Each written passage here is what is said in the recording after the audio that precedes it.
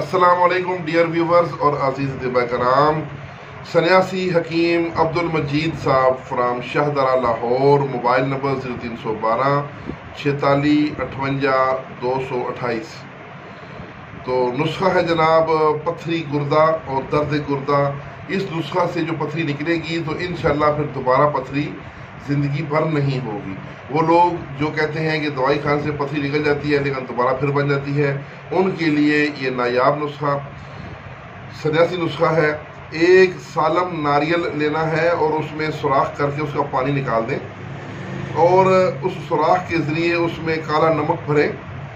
جب کالا نمک بھر کے تو وہاں پر جو وہ برادہ نکلا تھا ناریل کا اس سوراخ میں رکھ کے اس کے اوپر تھوڑا آٹا لگا دیں اور اس کو گل حکمت کر کے کسی کوزہ گڈی میں بند کریں اور گل حکمت کر کے تو اس کو 5 سے 7 کلو کی آپ نے آگ دینی ہے.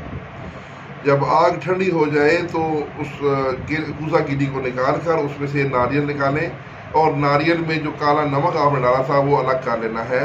پھر آپ نے ایسا کرنا ہے کہ ناریل کالا نمک پیس کے رکھ لیں اور اس کے ہم وزن نشادر بھی پیس کے الگ رکھ لیں.